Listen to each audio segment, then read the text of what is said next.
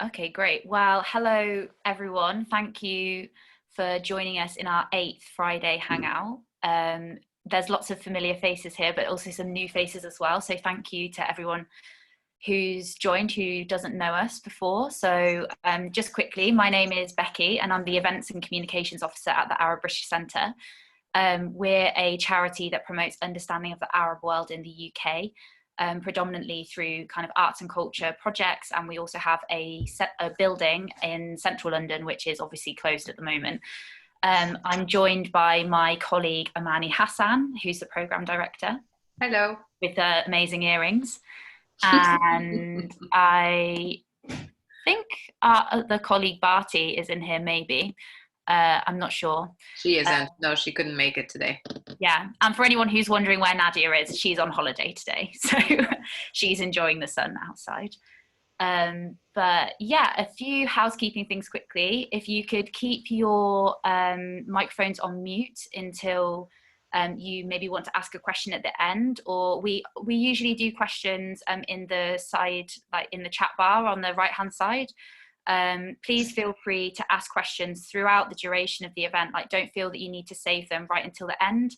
The sooner that you guys start asking questions, the sooner I stop talking. So make of that what you will. But yeah, we're really excited to have the hangout today with 3 artists, which is the first time that we've done that. So we're going to have absolutely loads to talk about. So the reason that we invited these 3 here today is because they're all recently participating in a project called Bayti Baytek, which is a digital commission run by a collective called Young Shubbak. So a lot of you may be familiar with the Shubbak Festival. They're the largest biennial festival of Arab culture in Europe, and they're also our dear friends and residents of the Arab-British Centre. So we've heard a lot about the Young Shubbak initiative over the kind of last year that I think it's been running. So Young Shubbak, I'm going to let Layla talk a little bit more about it, but just quickly, Young Shubbak are a collective of 18 to 25-year-old artists, curators, producers and creatives who program multi-art form events that are relevant to young people's cultural experiences and promote inclusivity in the arts. I have quite a lot of people to introduce, so I'm just going to go through it all quite quickly. And then we can hear from the artists themselves, who can explain themselves much better than I can. But representing Young Shubbak, we have Layla Madanat. Layla is an interdisciplinary creative and member of Young Shubbak. So whether it be in theatre, music or community projects, she's driven by telling stories centred around social justice, aiming to shake up the power landscape in both the cultural sector and in academia. Most recently, she directed She Is a Place Called Home at this year's Vault Festival, which was shortlisted for the Stage Door People's Choice Award, the Vault Origins Award and the Underbelly Untapped Award. We're also joined by Doha Aboelezz, who is an Egyptian artist based in Cairo. She draws inspiration from her own experience and focuses on investigating the concept of home and locality, belonging and identity. She portrays such concepts through experimentation with photography, sculpture and found objects, and has taken part in loads of exhibitions, including the Quest for Our New Concern at Studio AF in Riyadh and the Emirates Fine Arts Society 35th Annual Exhibition in Sharjah Art Museum. And she recently graduated in 2019 with a bachelor's degree in fine arts from the University of Sharjah. And last but not least, we have Reem Karssli. She is a documentary maker originally from Damascus, but who now lives in Berlin. And her award-winning documentary work has been described as powerful and a rare document. In order to share the stories that she needs to tell, she uses documentary the most, but the medium she uses varies from film and photography to theatre and immersive installations. Works of hers have been shown all over the world, in theatres, galleries and cinema venues. Some of you might have seen her collaborative installation with Caroline Williams last year, called Now Is the Time to Say Nothing. And some of you may have also seen her short film from 2013, Every Day, Every Day. as well as contributing to research projects concerning the experiences of refugees. She's currently doing her master's in documentary filmmaking in Germany. I'm not going to attempt to say the name of the university because I will get confused. But yeah, hello, all of our amazing artists. Thank you for listening to me ramble on about your amazing CVs. But yeah, Layla, so the reason that we're here is to talk about Bayti Baytek and Young Shubbak. So I was just wondering if you could start off by telling us a bit about your experience with Young Shubbak and how you got into it, and yeah, just how it all kind of unfolded. Sure. So Young Shubbak have been around since October 2019, and it's great to have so many other Young Shubbak, as we call ourselves Shubbak now, in the audience today, or Zoom audience. We came together in October, and it basically started as an initiative run by the Shubbak Festival to include young people's voices in the making of Shubbak Festival and programming and curating, whilst also giving us a chance to learn a bit more about how things like this work. We all come from such a different place. I think that's one of the most exciting things about it. We've got people who have lived all their lives in the UK, people who have come over really recently as students, other people who've kind of done their degree and are now staying around, and also people from completely different art backgrounds. We've got theatre makers, music makers, filmmakers, and people who are just really interested in curating. And I spoke about this with Tahrir recently. I was kind of really interested in how and why it was created from the point of view of Shubbak. And I think it's something I'm really passionate about, is how can you make a festival for young audiences if you don't include them and their voices in the making of it? And that's what kind of started it all off. And we've been involved in a few projects since. We go see loads of events, and really, really interestingly, our first ever Young Shubbak trip was to see Reem's project, Now's the Time to Say Nothing. So it's quite nice, like, cyclical journey to have her on this project. So we see things, we curate our own events like Other Love on Valentine's Day at the Lyric Hammersmith, and now Bayti Baytek. Great. And so for anyone that maybe hasn't seen the first two commissions that have taken place as part of Bayti Baytek, or not seen the kind of commissioning process, can you say a little bit about what Bayti Baytek is and how you guys came up with the concept? Sure. So kind of faced with everything that was happening, we had an event that we were going to run, Thawra, she said, had to be postponed due to obviously social distancing and lockdown. And we just thought, how can we see this as an opportunity? And I think something that was really important for us was to try be as global as possible. And a great way to do that is digitally. We're saying, you know, it's so difficult to fly people over. Like, Reem is based in Berlin and Doha is in Cairo. We couldn't just fly them over to do this. So digitally is an amazing opportunity to do that. And Bayti Baytek means, for people who don't know Arabic, Bayti is my home, Baytek is your home. So apart from meaning my home, your home, it also means my home is your home. And as we're all isolated in our living rooms and our kitchens and our bedrooms for months on end now, why can't we use this opportunity to reflect creatively on what home means to people across the world? And we, you know, when we start making events and stuff as Young Shubbak, we start by just throwing ideas around, come up with things from book clubs to zines to open mics, live Q&As, and then we take a vote and try combine everything as much as possible. And Bayti Baytek started literally as a mentorship program. So we wanted to pair up a more established artist with an emerging artist, but then we just thought it's more about collaboration. I think people from all walks of life can learn things from people younger than them, older than them, more established, emerging. So why not use it to collaborate and learn from each other and hopefully make some cool art that we can share. Well, I've seen the video that Reem and Doha have created. I'm very lucky to have seen it in advance of its release tomorrow, and I can certainly say that it is, well, it's more than cool art. It's really excellent, and you guys should be really excited to share it with everyone tomorrow. Moving to Doha, what drew you to apply for the commission, and how has it been for you so far? I mean, it's been a while since I started creating art, since I graduated. And being in lockdown, I've had this pressure of making art since I have time.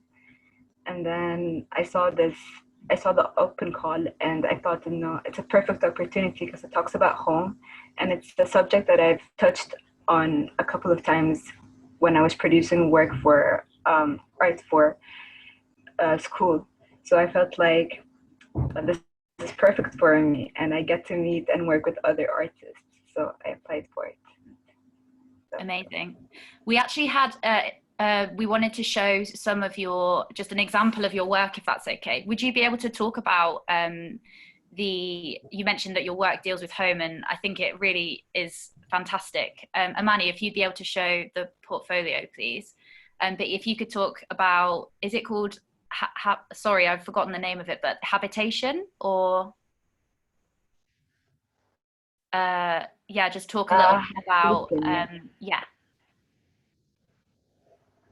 Okay, so basically, it's a 3-part ongoing series, I would say, and it focuses on investigating a living space, and it starts with basically habitancy, which is investigating the habits and the people who live in a space by basically photographing their fridges.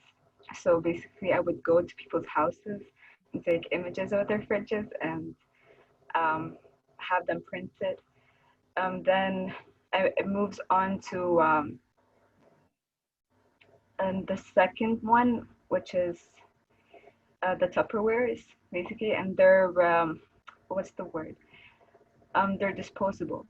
And the idea behind it came from it being disposable, how temporary the living space we live in is, especially that a part of it stemmed from me being in the UAE, and me being there was temporary, and I knew it was temporary. And although it was temporary, I made a home of it. So I had this weird conflict of if it's home or not. So I started collecting people's descriptions of their houses, just to connect their mental state with their space. And I focused on collecting people's descriptions, people who live in the UAE and are citizens of their residents. So they basically are in the same situation as I am, where they're gonna have to leave at some point.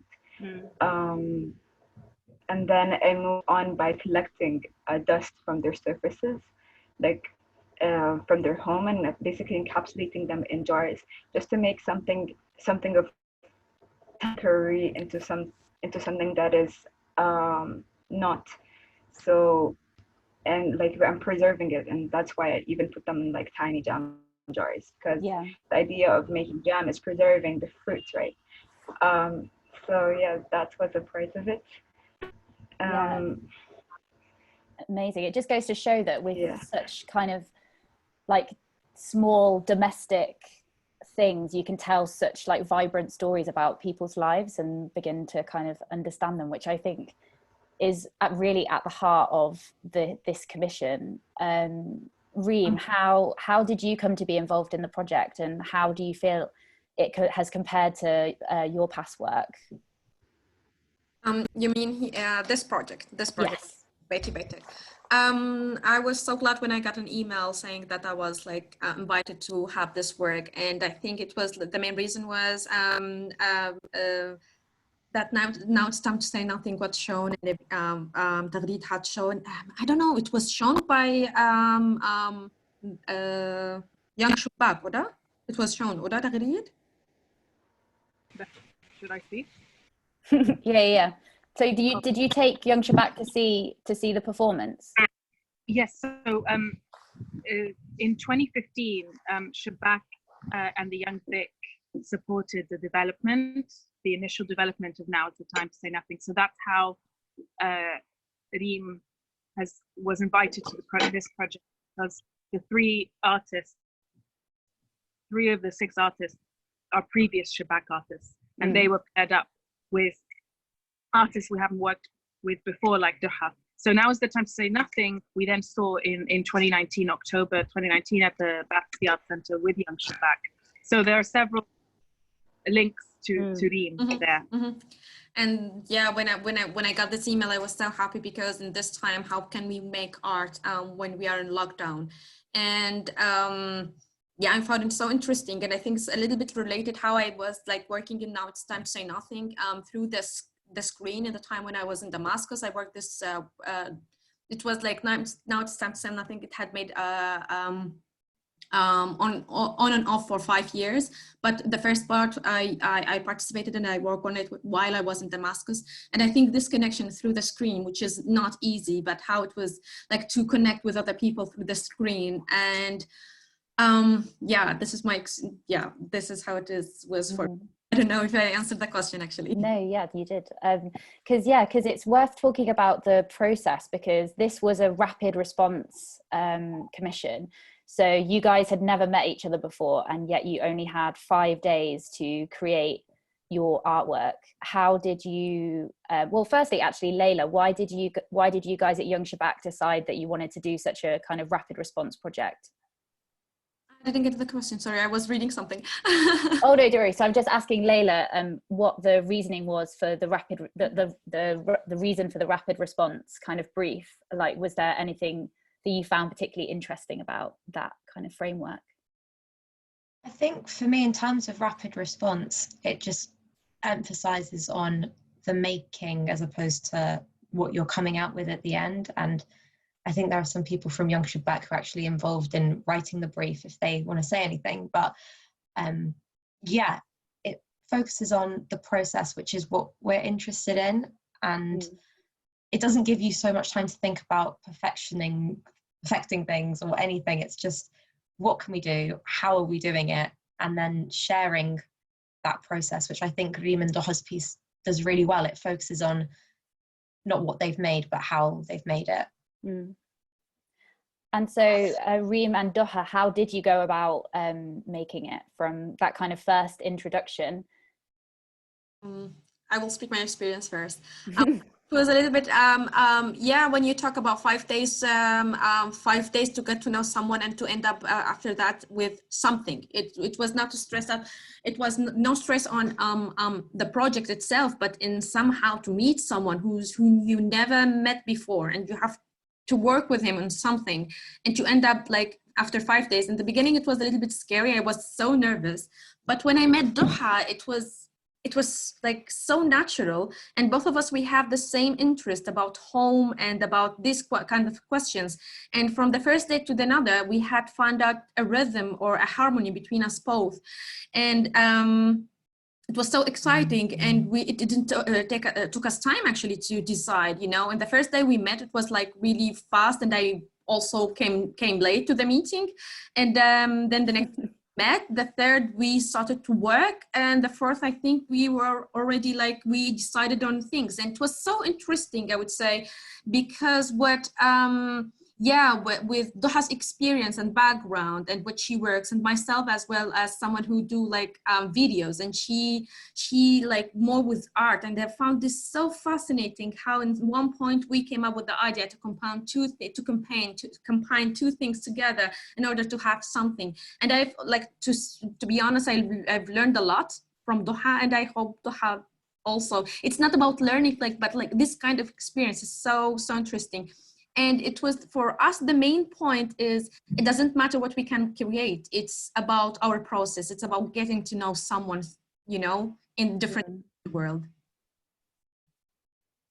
And Doha, how did you find the experience?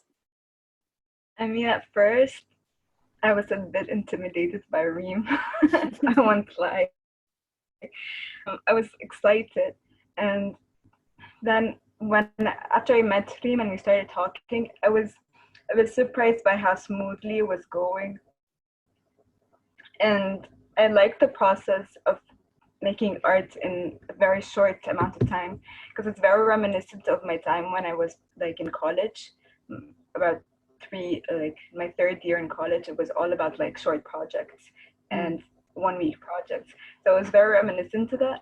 And so basically everything that Reem has said, I repeat, it was very natural. And I felt like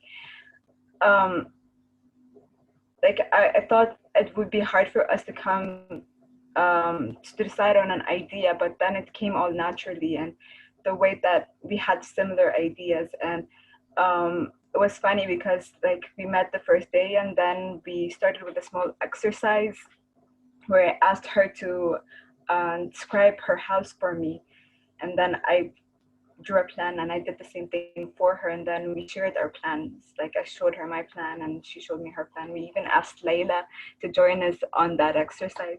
And then just to keep things just to start things and keep things flowing. And then next day I start the conversation with, I have this idea, and then I talk to her about it, and then she tells me her idea, and it's basically so similar, but our approach is different because our disciplines are different. Then we started deciding about how to basically merge both works. And I loved how with Reem it was very easy for her to like compromise. I felt like she did not push me into doing anything, and I hope I did not make her feel the same way as well. Basically, it's a very nice experience. Great, I loved it. And you can kind of sense that the positivity around the project and the way that you shared it in the video. So the piece that you've created is called A Space in Time. Obviously it's being shown tomorrow, so no one's seen it yet. How would you guys describe it to people that haven't seen it? And that's quite a hard question. I feel if I start describing it, I'm going to tell them their project itself. They wouldn't need to see the movie. I'm really bad at like keeping things hidden, or like basically, or not telling the full story. If I tell them, I'm going to tell them everything. They wouldn't need to watch the movie anymore. Okay, so maybe if you want to answer the question, you can, but if you want, I can move to a different question. You can leave it mysterious so people watch it anyway. I'll leave it mysterious if people okay, but so the Bayti Baytek commission focused on, the theme was looking at different rooms in the house. So it doesn't give anything away to say that you guys had the living room as your room. How did you feel about that theme? And maybe you could talk a bit about how we mentioned it kind of yesterday about what like how you thought about the living room basically. Yeah. So basically, I think when we were when we were assigned the room, first thing that comes to mind, I think it's mutual with Reem as well, is that we went directly to their living room. Like we took it as it is, right?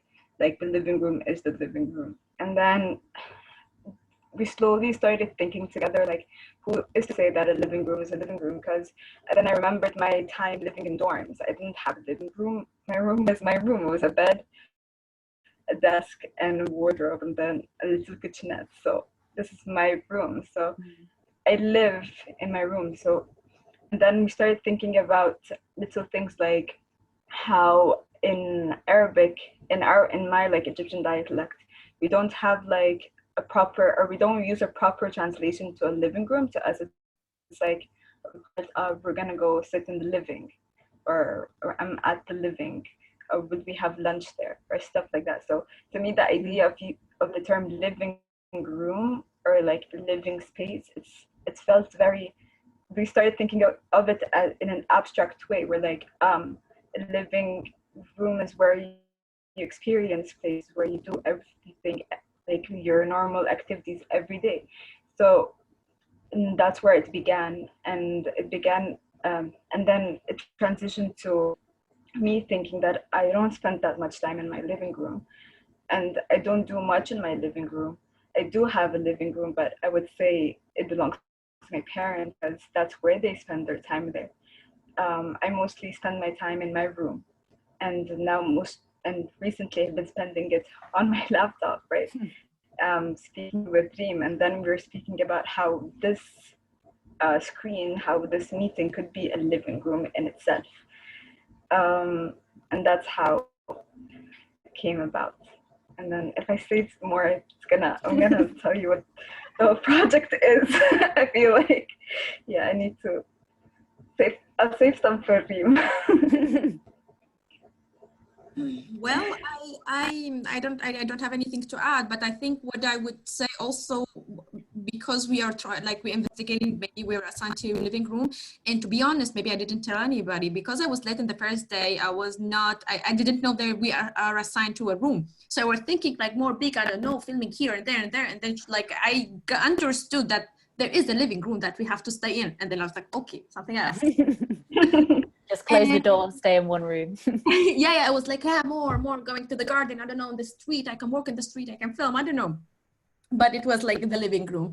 And actually, I was that like when Doha explained to me like when we were talking and this and that, and so nice. I just think it was like through the process you get to know this person, like, you know, because of the stories and what she said about the dorm and what I said about like what home means. Like we started like with the word what home means, and I told her my expression that I'm still also looking to like, you know, to know the definition for me what home means. Is it, I don't know, is it where I sleep? Is it where my mom is? I don't know, like because of it had happened with me like in the past 10 years, like the definition had differentiated from like year to year, and I'm still looking actually. And I think this is where the start point was with me and Doha, like where is it home? And then Doha told me like, yeah, the living room, it is called the living room, but where do we sit actually?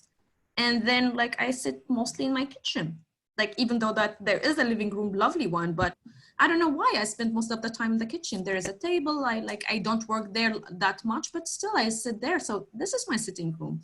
So finding this actual meaning for us led us also to think about to create a space for us, both of us, to create a space. And I think I would not like say it a lot, but there is, if you can see the poster or like the post of the project, it is this sketchbook. So we try to bring each of us in a place that shared by me and Doha, and you know, how can we do it? And we create this space, this place for us both, even though we never met, we never been to each other's houses, and we don't know each other, but we create something, a space, I don't know, for us both. Well, yeah, it's kind of like, I don't know, especially under the current circumstances, it's kind of weirdly like what we wanted to do when we started the Hangout the first week that the Arab British Centre closed. We wanted to just create a space like where people could come together to have a shared experience for 1 hour a week. And it's amazing how those spaces can develop and kind of exist in their own special way, really. We're having some comments come through, so I'm going to start reading them. So please like send in your questions either to in the chat, or you can read them out as well if you want. I'll ask you if you want to. So a few comments to start off with. Kathy Costain, hi Kathy, says, now is the time to say nothing is one of the most powerful things I've ever seen. I was in pieces when I came out, Shubbak 2015. And she says she still cries trying to explain it to people. And Zina Hassan said, is the short film in English or Arabic? Which film did you mean? I think, well, they're all in Arabic, I think. But with subtitle. Yeah. Roya, you had a question. Would you like to ask your question? I was just thinking this whole thing of home, you sort of semi-touched on it, Reem. I didn't want to presume where you were from or where you are now. But with the Arab world, with the sort of utter and Persian world, the whole district in such a mess, there has never been such a movement of our peoples across the globe. That's unquestionable, perhaps, you know? And so when this idea of we're all stuck at home, wherever home is, me as an Iranian in London, Reem as, I don't know, are you from Lebanon? Where are you from? Sorry. Syrian in Berlin. Lebanese Syrians in Germany. But what was interesting to me, so we're all stuck at home. Because of that, you get a project to do with home, but one of you is at home, one of you is not at home. So you sort of touched on it when you said one of the first questions we asked is, what is home? So as an Arab girl, as a woman, I just wanted you both to tell me a little bit more about what is home really in your situation, personal situation. I can start. It's really hard. I had an experience that I lost my actual home. And in one point I had to move inside Damascus in Syria. I had to move from my home, my actual home that I have always lived and thought this is home. And then afterwards I moved to a different house with the family. And then I thought maybe home where my mom is. Then I had moved also. And I have established another life in a different country. And then I thought maybe home where there's warm. I don't know. And then I moved also to a different home in Germany right now. And I think right now my beliefs that where I can be myself, it's home. But I'm still searching. And I'm still searching and I don't know where home is. But always like deep in my heart, I would like to be home where my mom is. But right now I feel home, but my mom not here. But I'm still feel home. So in one point, I think 5 years ago, when I was thinking to enroll in the university, there was a different university in Germany. And I stopped. I don't want to move anymore. I found home. I found place where I can call this little living space that I love very much. But I didn't answer the question yet. You sort of did, and made me a bit well up, because it's very sad to think this sort of, yeah, what do you call home? You sort of did as best you could. Thank you. Thank you. And Doha, for you, especially with the problems with Egypt, no offense, but I've personally watched Egypt turn from a really secular nation into a different nation. So home for you in Egypt, with all the changes that have happened, what does that mean to you? I mean, I have a difficult time connecting with Egypt to begin with. Basically, I was born and raised in UAE, but then I moved back in Egypt during my teens. And when I moved back, it's when the revolution started and all the mess started in Egypt. And not like, and a few like, I was here in Egypt from I think 2011 to 2015 or even longer, I'm not sure. Then I moved back to UAE because my dad was still working there. I moved back to UAE in 2014, and then I stayed till last year, when I graduated. And I've always had that problem with associating with one place or the other as home or as a country or where do I belong to, more than it being home. Especially that in UAE, as amazing of a country it is, you can never belong there if you're not a citizen. And they make a point out of it. It's out there, they tell you. And it's obvious, like you can't lie to yourself, it's there. Even if you make a home out of it, you know that it's temporary. And over here in Egypt, I've never belonged to Egypt because I've always been an outsider. Because I don't even talk like them. So even in school, I was pushed out of social groups, or like with my family, they would always treat us differently because we live abroad or we're not one of them. So I've always had this problem with associating with the place, and that's where the idea of investigating a home like stemmed from. And especially with my last 5 years in UAE, basically I went to college there, and 1 year in, my dad, what's it called? My dad retired after working in the UAE in 30 years. It came to us as a shock, and because they told him, and the way he retired was with a letter after serving like the same company for years and years. So to me, I started to de-associate myself with UAE. Started to feel like, oh no, like, I really am not a part of this country. But then, although I wasn't doing it consciously, I made a home out of it. So, being in my senior year, I had this difficult time where I knew I was gonna go back to Egypt, and I knew that, and I always thought that UAE is not my home, or like where I'm living in the dorms, if that place is not my home, but I always called it home. And I knew that, and I thought that when I go back, come back here in Egypt, I'm gonna be home because I'm gonna be with my family. I'm gonna be reunited with them again.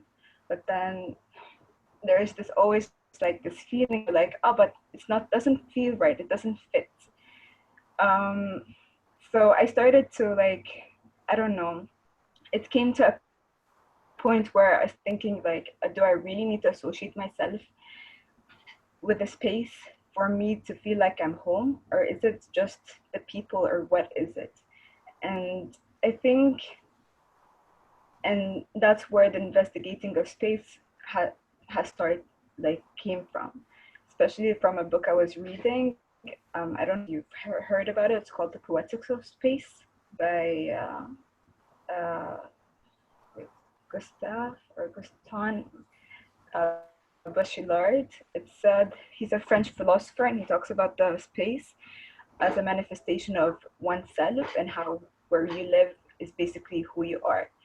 And to me, it was very interesting because I've been moving for a really long time, so I haven't really made roots in one space or one place. That even my room where I stayed in dorms was it was basically empty. So there wasn't anything that reflected on me. And that's why I was investigating other people's places, because I didn't have that luxury. And then when I came back here, I had the same problem because I haven't been living at home for such a long time. I didn't have a space of my own. So my room became my dad's work room. And because we were like living in UAE, we came back with all the clutter. So there isn't really a space for me to put my things. So that question came back, was like, but this is not my living space. So is this really my home? Is it supposed to be my home? Or do I want it to believe that it is my home? I don't know, like the question isn't answered for me yet. And I know like, it's a difficult one, I know, because it's a home can be a concept, a nation state concept, it can be a familial thing. And thank you, but it must really feed into your film, all these dilemmas you're both going through in your minds about what is home. Thank you for answering. Sure. Yeah, thank you guys. And thank you, Roya, for your excellent question. We've had quite a few comments through on the chat, people sharing their own experiences. So Jumana Ismail says, I think that's the story of every immigrant. I can relate to both Doha's story and Reem's story, as well as being Syrian myself. Prana Chandiramani says, I believe home is an emotion associated with place, people, and objects that complete you. I would totally agree with that statement. And Shireen says, I recently moved to the UK and I left many loved ones and my old house home in Jordan. I'm still trying to define what home means to me, and what Reem just said makes so much sense. I discovered that my mom is my home. I promised myself that I will turn my new house here into a home for my children. So yeah, that's really lovely. Amani asked a question saying, what advice can you give to other artists who might be feeling isolated at the moment for whatever reason, whether that be because of lockdown or because they're away from home or anything? Well, it's a tricky one. I think we should solidarity from all of us, you know, we should, I don't know, each one of us tell something, because even for us it's not easy, but I think more producing, more connecting, more staying, I don't know, look at the beautiful things in the world. It's really hard for me, I would say, from my side, even though that I was trying very much not to fall in this trap, but in the last 2 weeks, it was so hard for me. Like, you know, I couldn't do it anymore. And to be honest, when I was working in this project, I was like felt differently, you know, because you're connecting with someone else. And I think the answer is like, keep talking with other people, sharing, or I don't know. This is, I think, what had helped me actually in order to survive this 2 months, I would say. It's not worst thing in the world, but in one point you will get to a place where you cannot be productive anymore or creative, and sometimes there's things that should be done, but it's not even easy. So I think this project had helped me a lot actually, and to keep connecting with other people. I don't know, this is what had. And Doha, what about you? You were saying that you were finding it difficult to be, or like feeling the pressure to make work. I wonder, has this helped alleviate that pressure in some way, or inspired you to kind of keep on making work during the lockdown? It has actually. I mean, I felt, because there was a deadline and there were people depending on you, you sort of force yourself to come out of that comfortable place where it's all right if you don't make work, which is, I still agree, it's all right to make work if you don't feel like it. At the moment, it's a difficult time. Just because you have a lot of free time doesn't mean you need to necessarily, it doesn't mean it has to be also productive. Yeah, definitely. It is mentally exhausting in itself. But this project has helped me to, move forward a little bit. It's because I got used to working every day or putting my energy somewhere. Once done with it, or once I was done with my part, I felt like I had a lot of time on my hands again, and I felt like I need to make something. And then I started making things again, and it feels good. But I feel like I feel like people shouldn't feel pressure to make art, especially if those people are depending on it, or depending on making art, like financially. I understand that they need to make art, but also, like, I think there's a lot of organizations and there's a large community that are supporting us at the moment. And I think it's all right if we rely on them for a little bit for now, for the time being. Yeah, I agree. I think we need to take this opportunity to slow down a little bit, if anything. You know, I think in the beginning we were all kind of trying to keep up with the same rhythm that we were all so used to. But then you start reflecting and you think, well, what for? You know, maybe now is a time to kind of, you know, think about life and think about what your priorities are, and not constantly have this need or this pressure to deliver. I mean, I say that, but at the Arab British Center, somehow we've never been busier than we are now, which is completely, you know, it's mind-blowing, considering that, you know, when you're working from home, you think you have more time for yourself, but actually you're working from home and you don't have an excuse to disconnect from your work life, sadly. But yeah, I agree completely. It's a time that we should take to just take it easy and think about where we want our lives to be in the next few years. Absolutely. Yeah, definitely. I think the main reason that we're more productive at home is just because we don't sit and talk to each other all day or drink tea, but or like eat things. Yeah, we actually get some work done instead of chat all day long, or have Tahrid pop into the office and say hi, and then we chat and have tea. But we do miss the office life a lot, I have to say. We miss our colleagues in the building, and you know, it definitely required some adjustment. So So we've had some more thoughts being shared in the chat. So Vitor G, sorry if I'm saying your name wrong, said, patriotic? Surely not. It's about language, talking without effort, without thinking previously if people around you understand you. Laura Hannah, hi Laura, haven't seen you for ages, says, I think home is so transient and that it can only be where you see yourself, and that might be connected to people, places, activities. And Victor said as well, home is where your emotional connections are. It can be to people, places, or memories. One question that I had for you both, we have like 10 minutes left, so if anyone else has any other questions, like please send them in now. It can be about anything. But I wanted to ask you, both of you have both of your artwork and your kind of the work that you make is very personal, and it often includes your families, either through recording them or using family photos and stuff. I wondered whether it took much persuading of your families to have them included in your artwork, or how do they feel about being part of it, basically?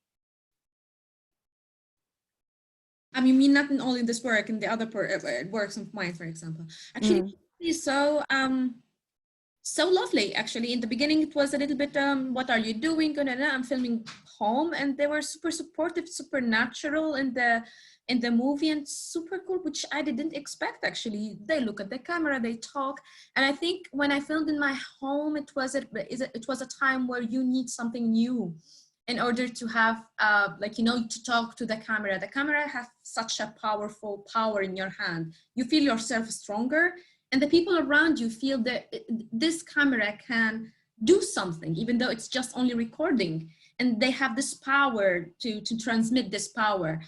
And it was so natural for my family. And I think I've always, like with my brother, in the film, and my next film is going also to be about me and my brother and his story. And my brother, I think since I was in the university, he was my model, he was my everything. He was my everything in my artwork. And I think he got used to the camera, but yeah, I know many people who doesn't like to be filmed, but this was my case actually. Well, they all, like, as I said, I watched the film this morning, and everyone in your family just seemed so comfortable with the camera, and it seemed, yeah, as you said, it seemed to almost provide this space that just unlocking. It was really beautiful. And Doha, what about you? Because your family photos, you did some kind of multi-layering of them. Is that right? Yeah, I mean, my family is pretty supportive. They don't always understand why I'm using and why they're my inspiration. But they're very supporting. They understand why I do it. What's it called? For example, for that work, I got my sister to send me all the pictures because I was living in the UAE and she was in Egypt, and she had all the pictures that I needed, so she sent it to me. And they're very supportive also in the sense where when I do something, I show it to them, and they give me their feedback and everything. It never felt like I'm intruding or anything. It felt like I'm actually like telling a story as well, because they've also experienced what I have experienced. So they can relate to it. And yeah, in that way. Okay, thank you. And we're I'd get the comments from mom if I'm taking a picture of the house. Oh, sorry, carry on. Stupid Zoom lag. No, I was saying, it's okay. I was saying I would get the usual comments from my mom if I'm taking pictures of the house, where she'd be like, "Oh, shouldn't you clean up first? Are you gonna show people this?" But yeah, it's cool. Great. And as I was saying, can I just ask a question? Sorry, where can people see Kull Yom Reem? Is it available to view anywhere or not really? No, it's not. It's not online. But I'm working with a production company in order to put it online. But we're still thinking about the rights and then my family who's still living in Damascus. So at one point we said like we would put it online. But even though my brother is not in Syria anymore, but my family, my father and my mother, they still live in Syria. So we're still thinking about that. I will be happy to share the link with the people, but I would love really to ask not to share this link with anybody. This is something like not only dangerous for the, it's really dangerous for my family who's living in Damascus. I don't know how much might be, it's not a political, it's not nothing, but doing a film in Syria is still a crime and my family is still living there. So I will be happy to share the film with the group here. I can send it here, but I would like from everybody not to like give it more, like, you know, and share it. Yeah, like if anybody would like to I don't know, see it with anybody or something, I will leave also my email and I will happily answer and confirm. Yeah, thank you.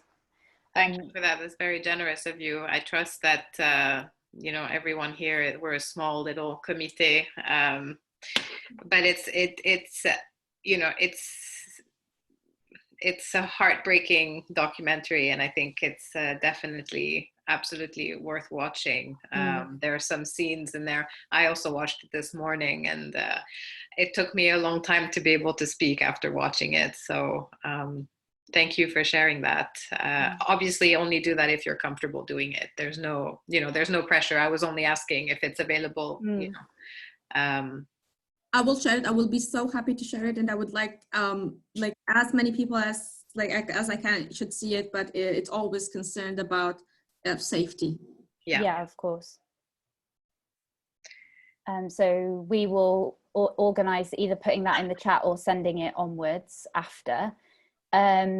Just for the last few minutes, do you guys have what are you working on now, or if anything, and yeah, plug away if there's anything that you want us to check out about.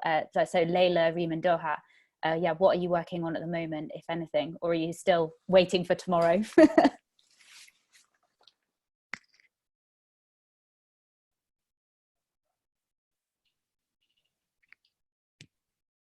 Oh, Reem, you're muted for some reason. Okay, so on the time being right now, I'm working in my long documentary film, and the main theme is to talk about 10 years of revolution in Syria. And yeah, it's a personal story, and plus I wanted to talk with people about what had happened in our country that it had been a mess for 10 years. So this is my recent project actually, and it takes my energy and time. Okay, well, we'll all eagerly await when details of that come out, and please share them with us. Doha, what about you? I'm not working on anything in particular. I would say I'm just making things.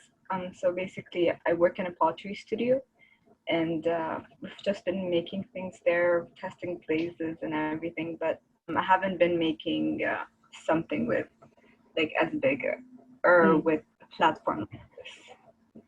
Okay, brilliant. And Layla, what about you?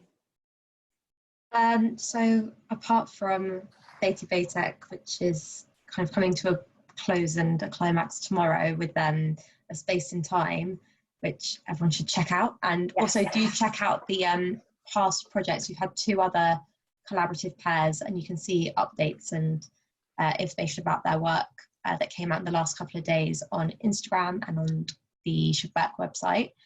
But also my company that is called Process Theatre has kind of taken the rapid response as an inspiration to do something quite similar, which we are responding to news stories and other various stimulus around street sex work in Bristol. We work with an amazing charity called 125 that works to get women off the streets of Bristol and prevent women who are at risk. So there should be some little films and poems and bits and bobs of rapid response work coming out on the next couple of weeks. Amazing.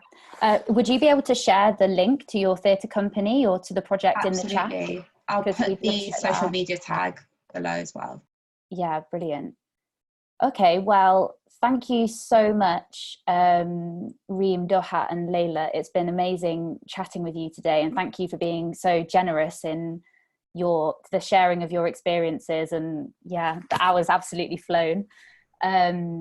Do definitely check out the premiere of their film, A Space in Time, tomorrow at 7 p.m. Amani has just linked the other Shubbak commission in the chat, that you'll be able to, once you're on the Shubbak website, you can see all their details. Sorry, I linked the wrong one, guys. My bad. I'll read. I can't multitask, apparently. It's Friday. Oh, well. As Layla said, do check out the other two commissions that have been as a result of Bayti Baytek.